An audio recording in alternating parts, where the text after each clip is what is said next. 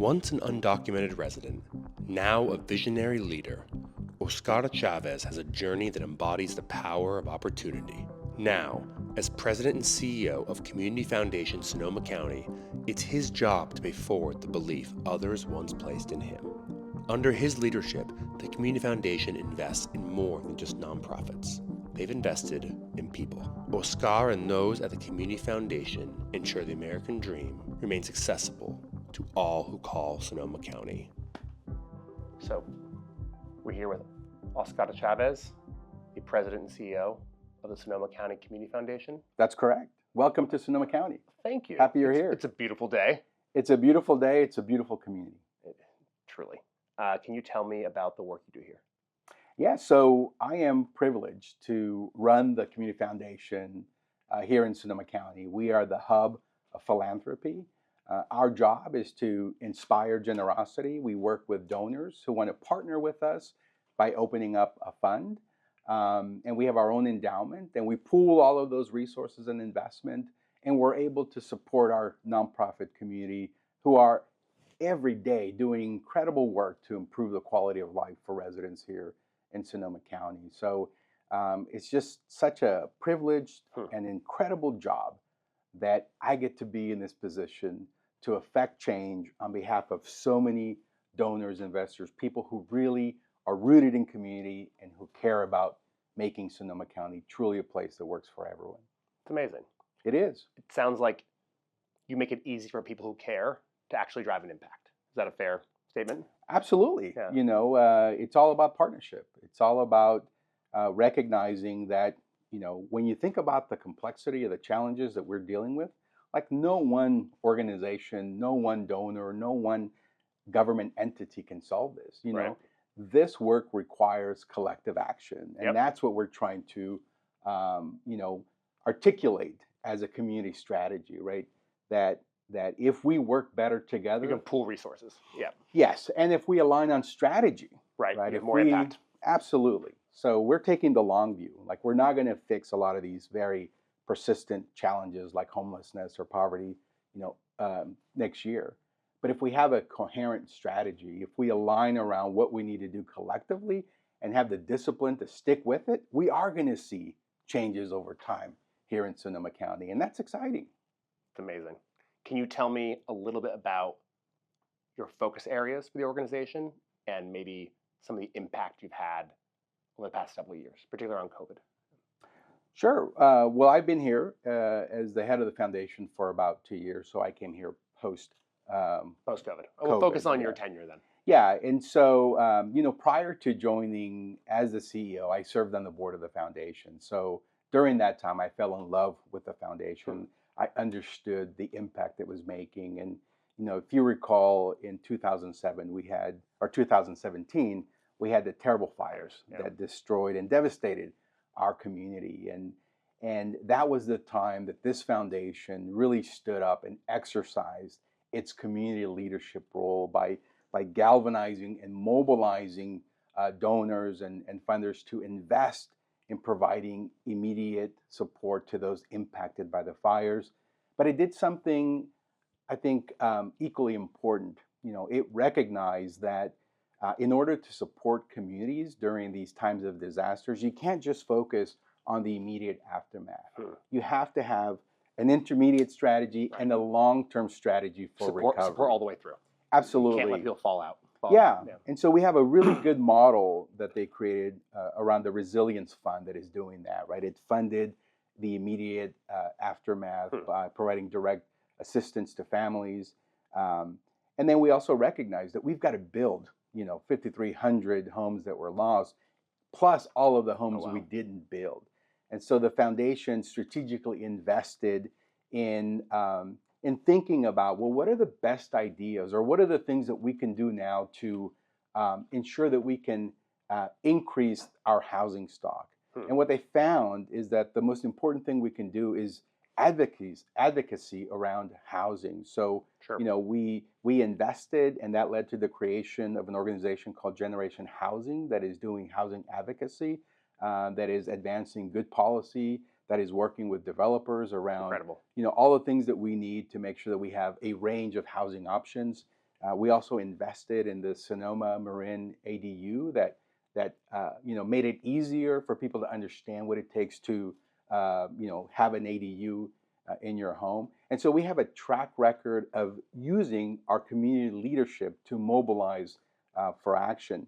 When I came on board, we recognized, and through the work that we were doing previously, that there was a huge gap in resources to support early childhood education. We lost a lot of facilities during the fires, and during COVID, a lot of those in-home providers went out of business. And so not only did we have a shortage of quality preschool education slots, but we also recognize that the very workforce that we depend on to care for our most important, community asset are so underpaid. Yeah, 100%. And so, we had to figure out, how do we boost wages for that workforce? And then just the trauma of the fires and COVID has really impacted children and families, especially our most vulnerable communities, our lower income households, those that have to juggle multiple jobs just to be able to live here in Sonoma County. So we participated along with other organizations and individuals to advance not a bond, but an initiative, a measure that would provide a quarter-cent, a legislative measure. Yes, a local sales tax, right?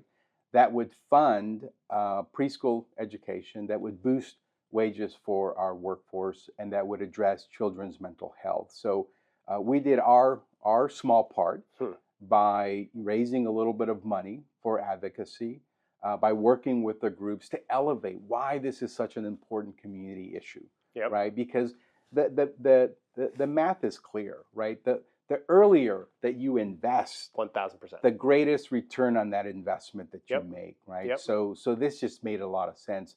The measure passed, and so this year, through our collective efforts, we will bring in between 25 and 30 million as a community, right, to be able to bolster access to quality preschool education, to boost wages for the workforce, and to address the mental health challenges that struggling families have. That's impact, right? It's incredible. That is impact. And what I love what you said, because you laid out a model to solve these immense problems that aren't just problems in Sonoma County. Absolutely. But community foundations addressing pooling resources, addressing housing, addressing early childhood ed, addressing appropriate wage rates for early childhood ed workers. Like, all of this is something that, again, like, you've really driven, and I love the proposition. Measure I. Yeah. To $25 million. Between 25 and 30 that will start coming into the community. So going right back to these initiatives for a marginal increase in sales tax. That's incredible. So I want to change gears a little bit and focus on, how did you get here? Tell me your story, and please take your time and wherever you feel free to start, but earlier the better. Let's hear about your family and how you got here. Well, I think why I'm so passionate about this work and why I get up every day with this fire in my belly to make our community better is because I have achieved the American dream, right? Like, by every measure, whether it's, home ownership, community status, I have a good wage, I have a strong social network, I feel like I belong in this community. Like, that is the American dream. But that wasn't possible because I'm some exceptional person, right? I beg to differ, but keep going. It was possible because I had the kind of opportunities that are denied to so many young people today. I came to this country as an undocumented child from Mexico, from the state of Jalisco. For years, my dad would work several months, and then would come back to Mexico. And then it became very difficult to, pay somebody to have him cross over into the United States. And so he stayed here. Then my mother joined him. And then 2 years later, they saved enough money to bring my younger sister and I. And this was in 1981. And in 1985, 86, we had the amnesty that was signed by President Reagan that provided the golden ticket, right? We haven't had amnesty since that time, but it was really a golden ticket that provided a pathway to have legal status in this country and ultimately to become a naturalized U.S. citizen. It is the only reason why I'm here, because if you are poor, if you don't have the kind of technical skills that might be required, there is no pathway to this country for people like us. You can't access the legal services. You can't access immigration services. Yes, as an undocumented person, you are not eligible. At least certainly at that time, you're not eligible for any of those services. So when we fell on hard times, then we did.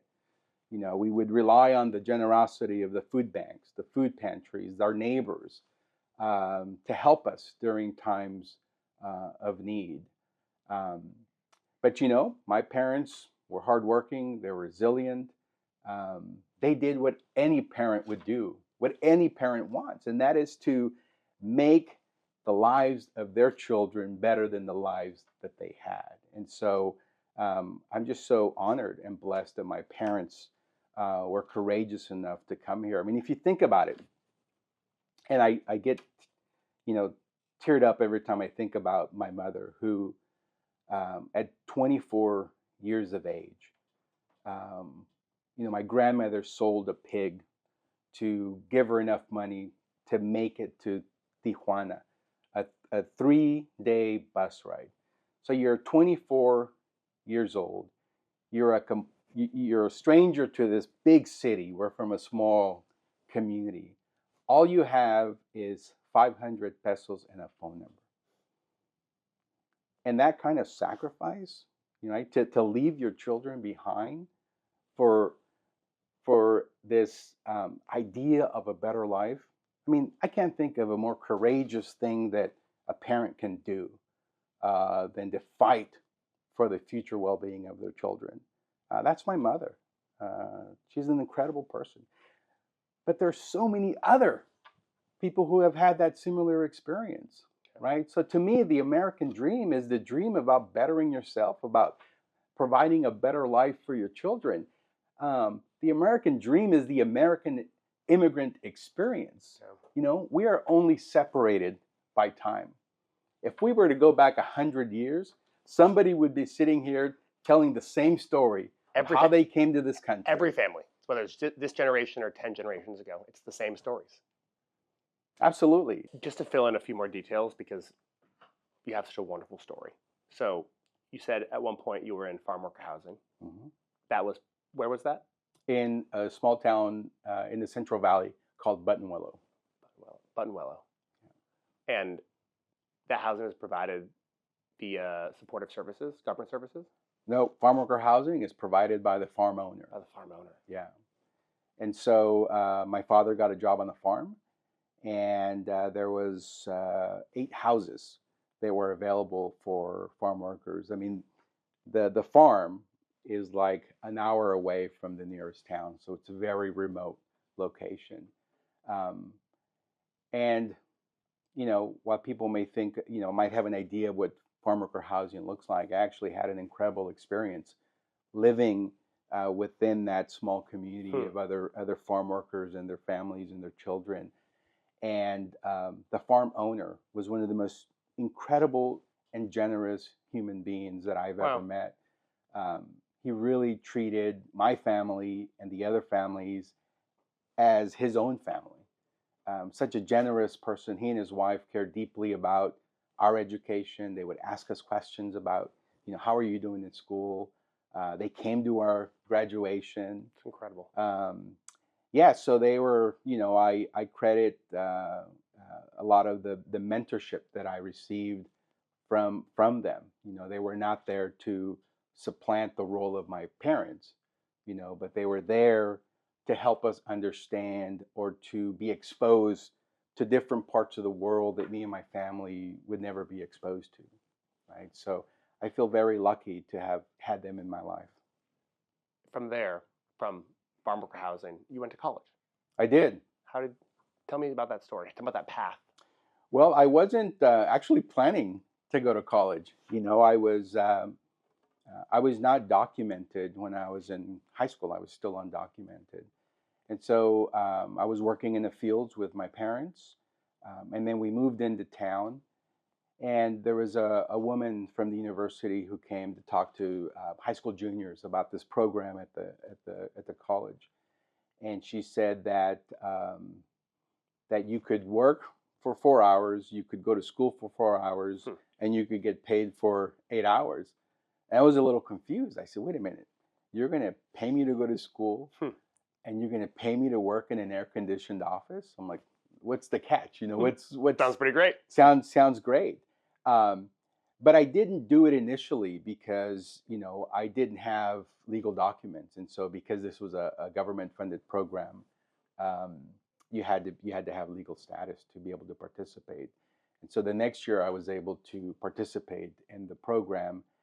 And after the amnesty happened. Once I became a permanent legal resident, I then had access to a lot of the services that are afforded to people with legal status.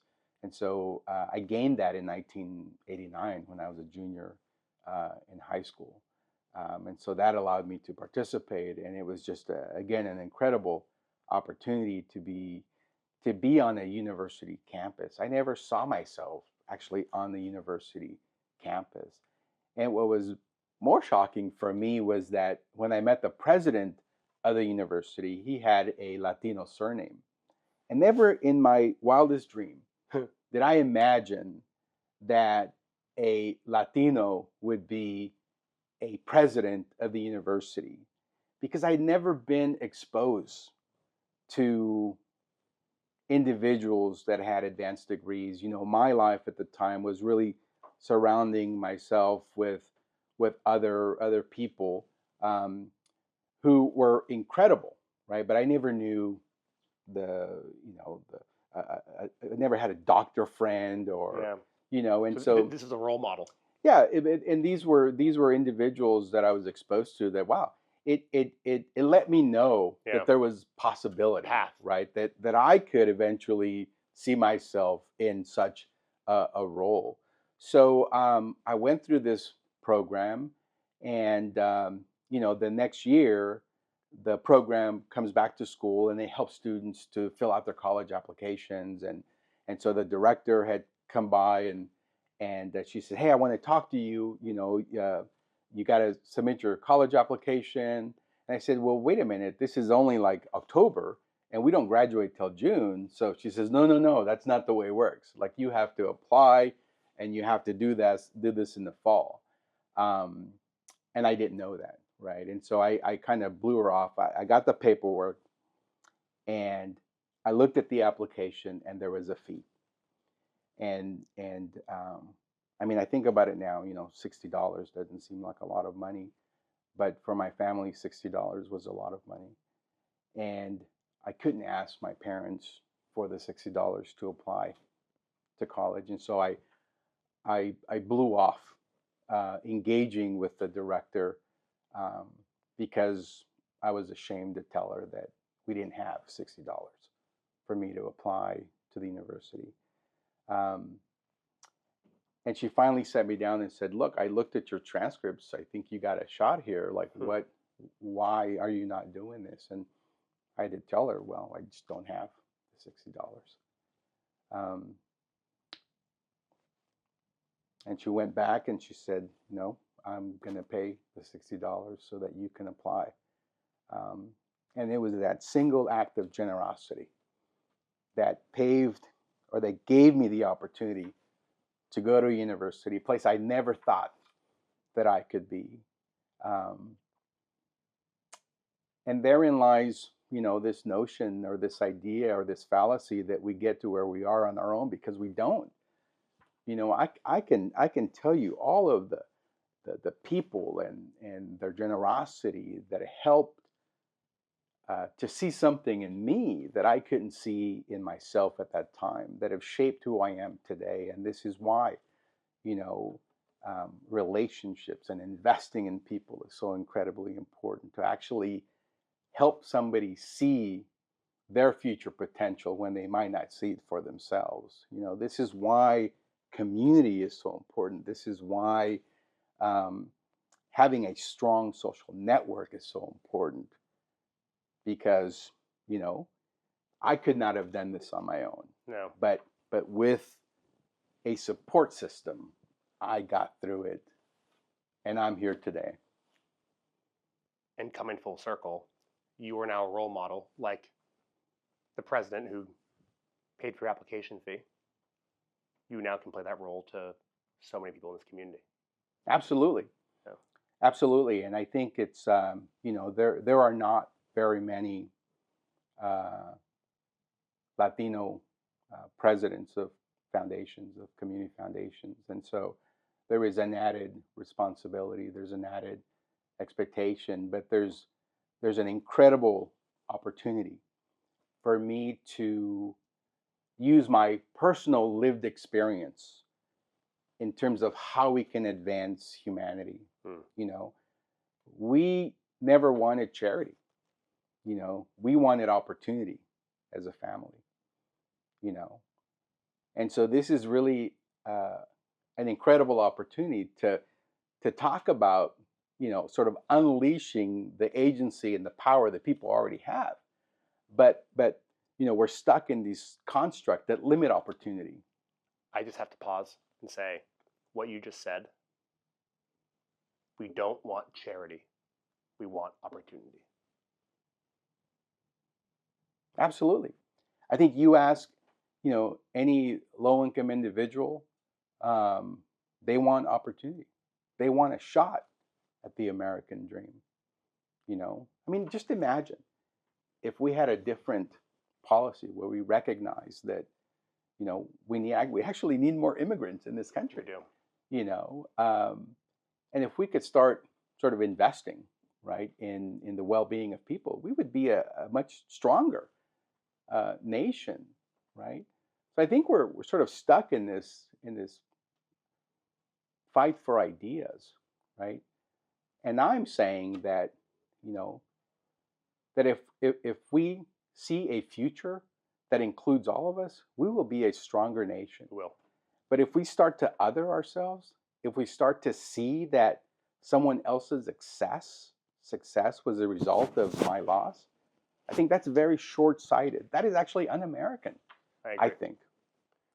So I want to project a philosophy of abundance, of really building community, of recognizing that we are better together.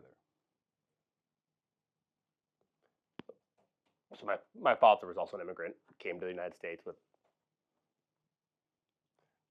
probably a penny in his pocket.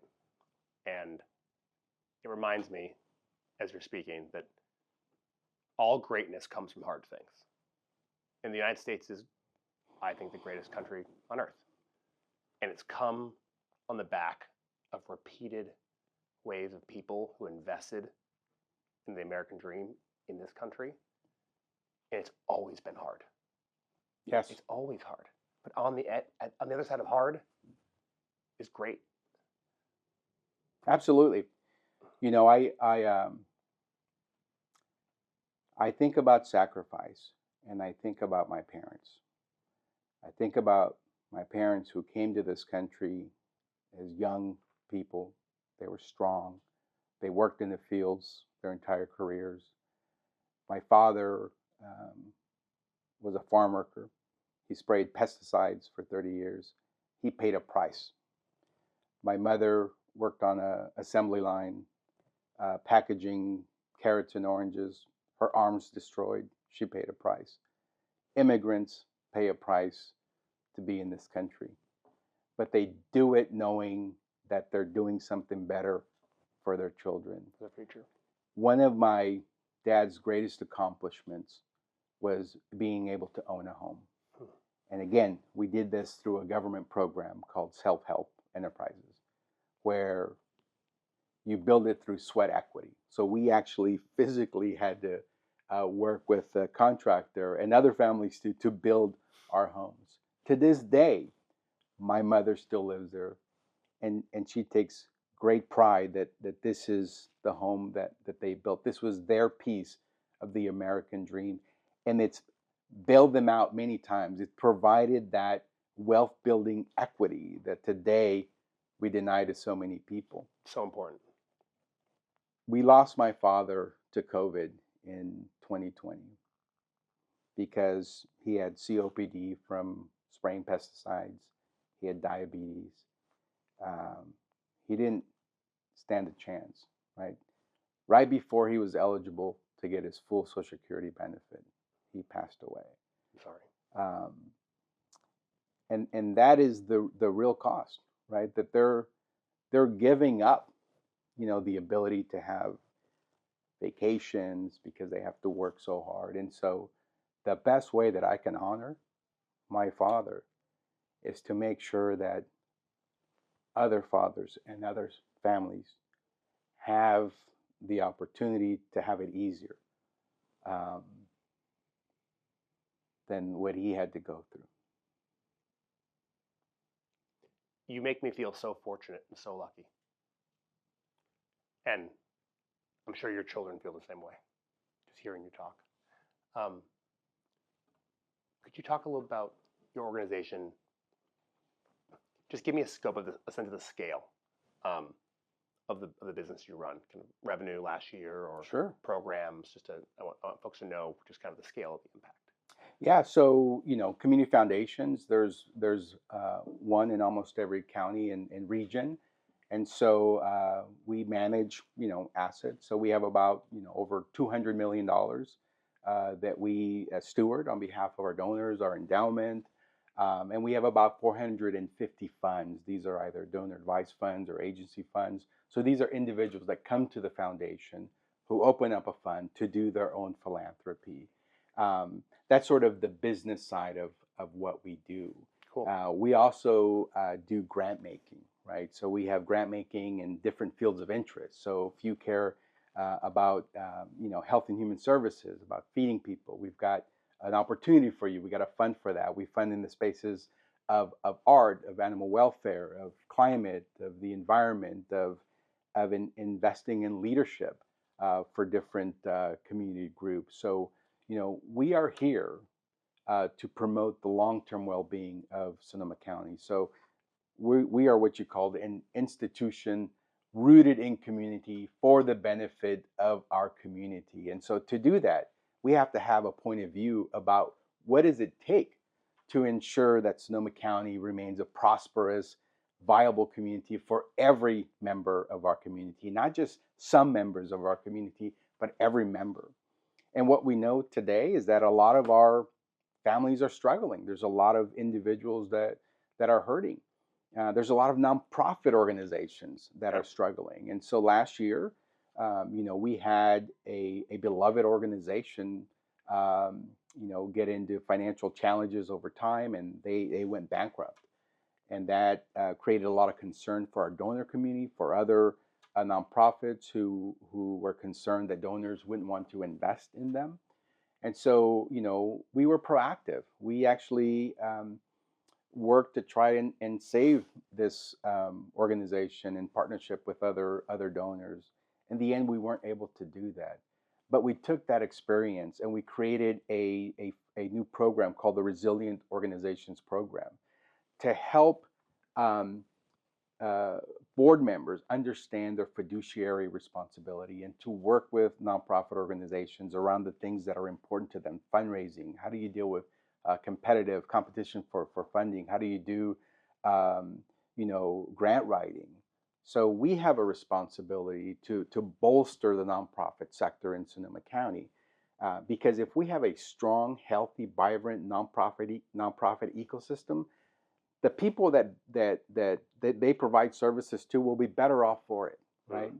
So we have a vested interest in making sure that the dollars that we invest, that the dollars that government invest in these nonprofit organizations, that they are actually running really good quality programs to benefit the community. So that's an area that we are doubling down, particularly in these times when federal funding is getting slashed, where people don't know if they're going to get that federal grant that they depended on, right? So we have to be proactive and try to get ahead of the issue and work with our community and to say, where are the pain points and what could we do?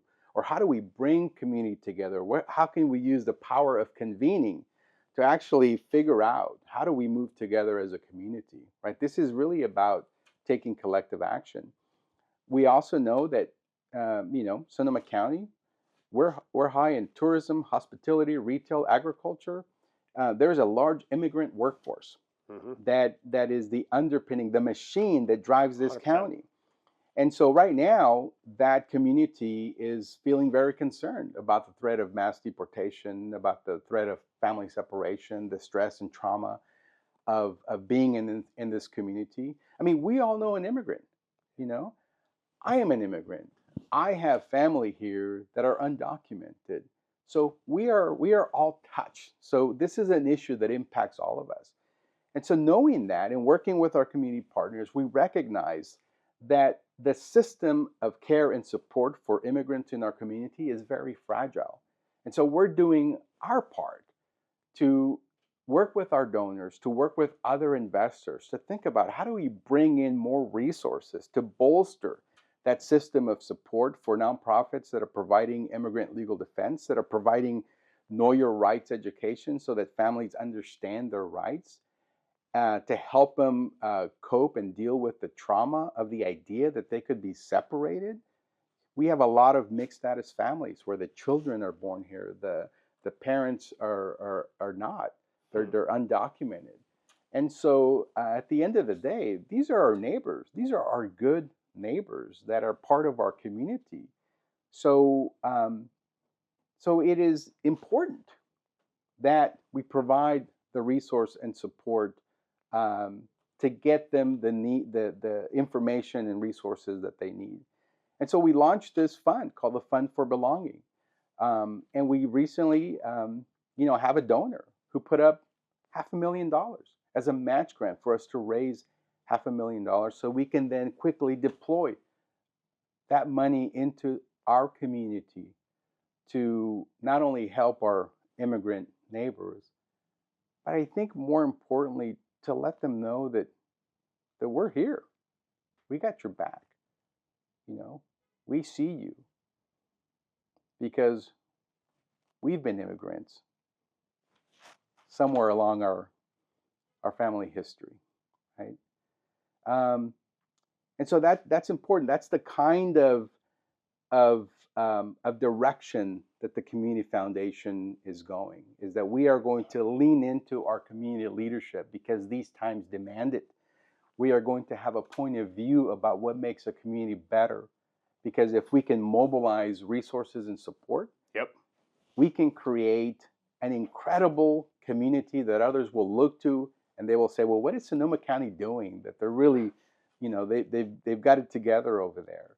And all of that, really is about advancing philanthropy, which means the love of humanity. Yeah. Like our role is to advance the human potential, to really make sure that we can live into the ideal of the American dream.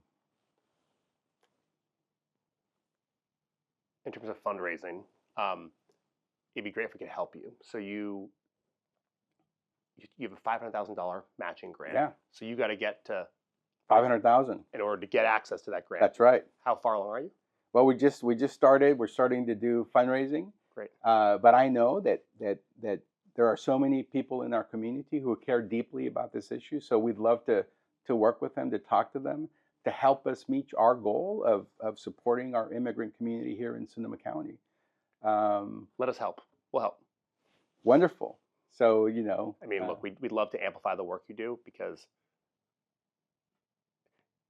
Sonoma, I think, is a wonderful model for how you can uplift people, and it benefits the business community, right? It benefits tourism, right? It's all one ecosystem.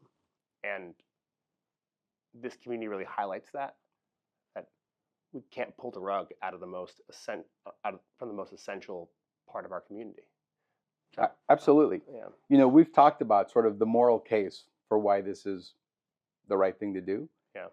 but there's also a business case. strong economic 100%. case Yeah.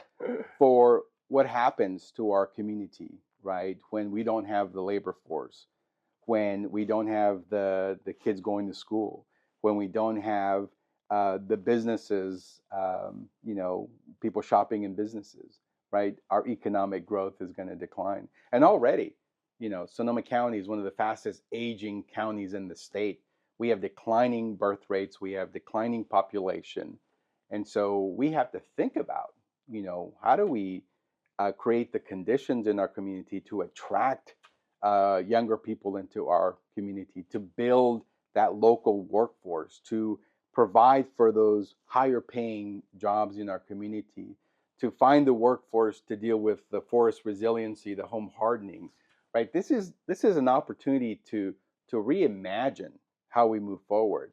There's the old saying that a crisis is a terrible thing to waste. We are in a crisis. Let's not waste it. Let us capture the imagination of what we can do together as a community to really communicate that there is a different way forward, right? That we can actually model the kind of democracy that's going to serve the country in the long term. And I want to be part of that. Your community is lucky to have you. The city is lucky to have you. It's really special. You're really special. And you probably don't know that, or maybe you do, but truly. So we'd love to tell the story of Sonoma County, which we're doing actively with different business owners, different nonprofit executives like yourself. I think it's really important in this moment in time to tell those stories and provide that support for these communities. We'd love to tell your story, and we'd love to tell the story of the foundation. And I think we can help drive some fundraising for your goal to get to $1 million. I think that'd be fantastic. So if I could ask you, I'm asking you two questions. One, I think we should get on camera, which is, in today's America, what does the American dream mean to you? Well, the American dream to me, first of all, means that we've got to make it real for the next generation.